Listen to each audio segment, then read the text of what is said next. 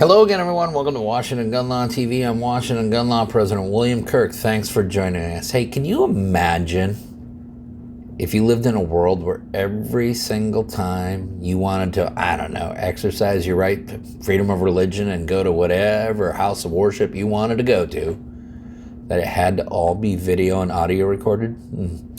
Could you imagine every single time you just wanted to exercise your First Amendment right to free expression, just go out to a street corner and tell the world what you think?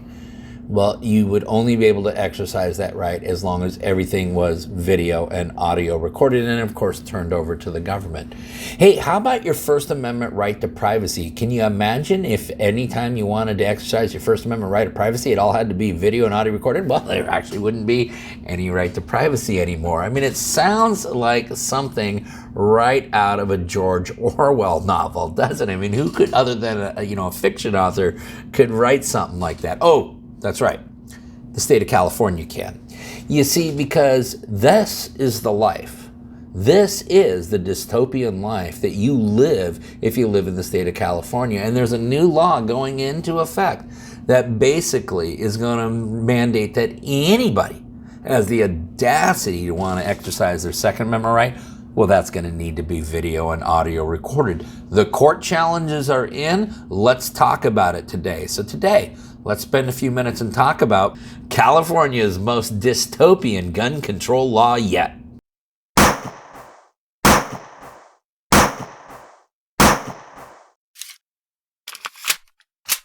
Okay, we're talking about California. You know what that means. We always give a shout out to our first ever California subscriber. Of course, that is Philip P. He was subscribed to us way back when none of you were. He has been preaching the gospel of Washington gun law down in the state of California. Philip P., this one is for you. The case we're talking about is a new one. It is the case of Richards v. Newsom. It is brought to you by our good friends at the Gun Owners of America and the Second Amendment Foundation, amongst many other named plaintiffs. It is filed in the United States District Court for the Central District of California, a court, by the way, that we recently got a nice ruling on in Nome v. Bonta. This is a challenge to what started as Senate Bill 1384, now codified in California Penal Code 26806. What the hell is that? Well, here's the deal. If you are an FFL, I did not say a retail operation FFL. If you are any kind of an FFL whatsoever, you're required to have 24-hour, 7-day, 365-day-a-year surveillance of your FFL location, and that all needs to be made available to the government. I'm not making it up. This is how the law reads. Commencing January 1st, 2024, a licensee shall ensure that its business premises are monitored by a digital video surveillance system that meets all of the following requirements. 1. The system shall clearly record images and, for systems located inside the premises, audio of the area under surveillance. 2. Each camera shall be permanently mounted in a fixed location. Cameras shall be placed in locations that allow the camera to clearly record activity occurring in all areas described in paragraph 3 and reasonably produce recordings that allow for a clear identification of any person. 3. The areas recorded shall include, without limitation, all of the following. A. Interior views of all entries or exits up to the premise. B. All areas where firearms are displayed. C. All points of sale sufficient to identify the parties involved in the transaction. 4. The system shall continuously record 24 hours per day at a frame rate no less than 15 frames per second. 5. The media or device on which recordings are stored shall be secured in a manner to protect the recordings from tampering, unauthorized access or use, or theft. 6. Recordings shall be maintained for a minimum of 1 year. 7. Recorded images shall clearly and accurately display the date and time. 8. The system shall be equipped with a failure notification system that provides notification to the licensee of any interruption or failure of the system or storage device. Now, I want you to think about two things. First of all, the cost. the cost that's associated with it, because almost all of your brick and mortar FFLs are going to have some kind of a security camera system.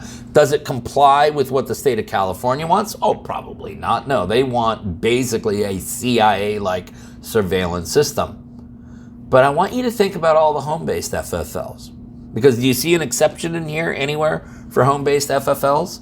Okay, and that begins to prove why this case becomes so important, because this case, a lot of people think, is going to be about the Second Amendment that's being implicated here. But oh, no. That's true. It is being implicated. But a far greater infringement and a far more important fight in this case is your First Amendment rights. Now, I'm going to try to get just through some of the pleadings real fast and furious so you could understand the flavor of this lawsuit. I'm not going to get through nearly as much as I hope to without making an incredibly long video. We're probably going to circle back and do another video. Plaintiffs here start off by pointing out, plaintiffs bring this suit to challenge the constitutionality of California Penal Code Section 26806, which violates the constitutional rights of plaintiffs by imposing Orwellian tactics by the state to view and overhear the private and confidential communications of anyone who enters a gun shop, gun show, property, or home-based FFL.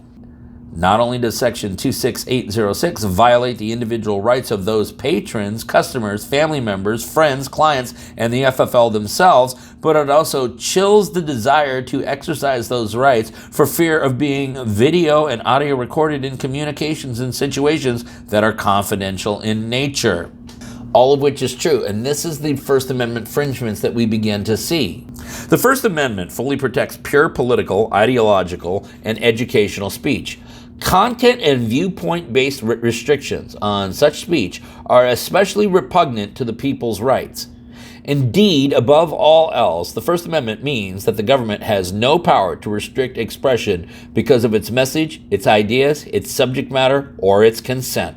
And ultimately, is there any other form of an exercise of a constitutional right in which a person would be subject to such type of surveillance? As the plaintiffs pointed out, Section 26806 imposes a content and speaker-based restriction on protected speech that is viewpoint discriminatory, that serves no legitimate government interest, directly or indirectly, and that is both facially overbroad and far more extensive than necessary to achieve any purported interest. It thus violates plaintiffs' First Amendment rights.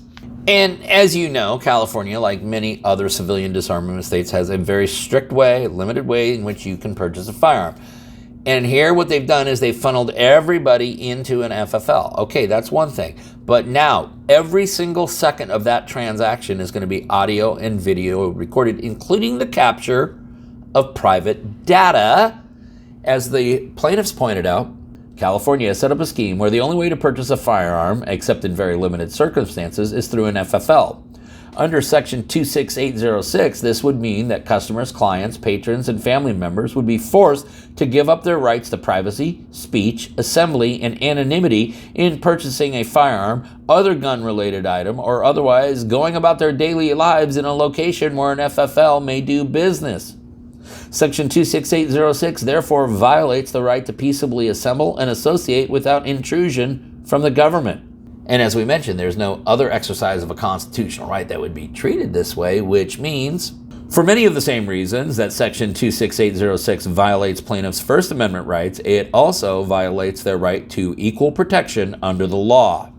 Gun shows. We know how bad the state of California wants to crack down on gun shows, okay? Well, now you have to have a 24-hour, 7-day-a-week video surveillance system of a certain quality before you could even conduct FFL activities, which means there is no venue in anywhere probably in the state of California now that can host a gun show, as the plaintiffs pointed out. Section 26806 infringes on the Second Amendment right of plaintiffs, and a prime example of this is FFLs at a gun show.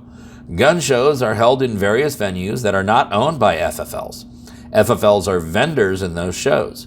If the properties that are rented by the promoters of the gun show do not agree to put up permanent cameras to record 24 hours per day and store those records according to the law, there is a big possibility that gun shows will no longer be allowed to occur in these facilities. Exactly as the state of California wanted to be. You realize by now mandating that these government-ordered camera systems go up, you're actually taking people's property. Yeah, it might be, a couple of square feet here or there, but you are basically commandeering their property. As plaintiffs put it, Section 26806 mandates a government taking without just compensation by commandeering space within the FFL business or homes for the use of government tracking, and by forcing FFLs to purchase equipment that is unwanted to carry out the government's bidding. Now, amongst the many, many things that the First Amendment protects, including your right to speak freely, to speak your mind, it also guarantees you the right of privacy or the right to remain anonymous, as the plaintiffs pointed out here. First, Section 26806 mounts a malicious attack on the freedom of association, and second, violates the right to remain anonymous. Also, amongst the right to speak freely includes the right to not have to say certain things, but you see, this law mandates that as well. Third, Section 26806 impermissibly compels speech by requiring business owners and many homeowners with an at-home business to display a government-mandated message that will discourage customers and non-customer visitors from even entering the premise. And then again, to circle back on the home-based FFL, think about all of these requirements for a home-based FFL. Government is now mandating 24/7, 365 surveillance inside your home. That's what this bill would actually do, as the plaintiffs pointed out. Fourth, in something of a piece de resistance, residential FFLs who lawfully sell firearms out of their homes face an Orwellian-level telescreen invasion of their privacy and an elimination of virtually all First Amendment freedoms in their own homes, with the all-knowing eye of the government peering in.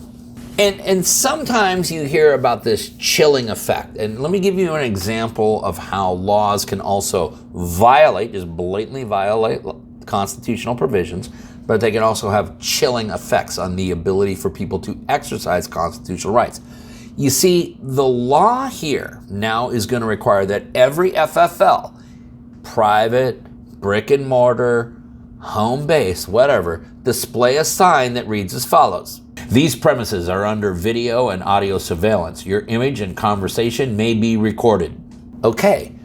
But you see, it doesn't say that that is by mandate of the state of California government. No, it just makes the actual FFLs boldly and brashly state this. And guess what? There are a lot of people who don't feel comfortable just having their everyday conversations recorded. So by the mere fact that they're forcing these FFL businesses to say, hey, we're recording you, everything you're doing is being recorded, and not doing it as government is mandating, you understand that the chilling effect that could be created by this type of forced speech. Ultimately, this is what this suit comes down to. In his dystopian work, 1984, George Orwell described an unthinkable world dominated by constant government surveillance and the most private affairs of its citizens. The telescreen received and transmitted simultaneously. Any sound that Winston made, above the level of a very low whisper, would be picked up by it. Moreover, so long as he remained within the field of vision, he could be seen as well as heard. There was, of course, no way of knowing whether you were being watched at any given moment. It was even conceivable that they watched everybody all the time. You had to live in the assumption that every sound you made was overheard, and except in darkness, every movement scrutinized. Beginning in 2024, Section 26806 brings this dystopian fiction to life. Section 26806 requires 24/7 audiovisual recording, sufficient to identify all parties and activities at all, interior views of all entries or exits to the premise, all areas where firearms are displayed, and all points of sale, sufficient to identify the parties involved in this transaction. Section 26806 would consign home-based FFLs to the unenviable Hobson's choice of either losing their business or giving up their most basic First Amendment rights in the former privacy of their own homes. To require 24/7 surveillance of the interior of one's home is Orwellian, to say the least. Listen, we all have to very carefully keep our eyes on this case. This case is an absolute abomination of an individual's First Amendment rights, all in the fervor to get to all of your Second Amendment rights. The suit, once again, is Richards v. Newsom. We will link up the complaints down below so you can geek out on them for yourself. If you got any other questions about this or anything else related to what's left of our Second Amendment rights, you guys should know how to get a hold of Washington gun law by now. If you don't, that's okay. That information is also down there in the description box. Now, in the meantime, let's everyone remember that part of being the lawful and responsible gun owner, like we talk about all the time here, is to know what the law is in every situation, how it applies to you in any instance that you may find yourself. Until next time, thanks for watching, and stay safe.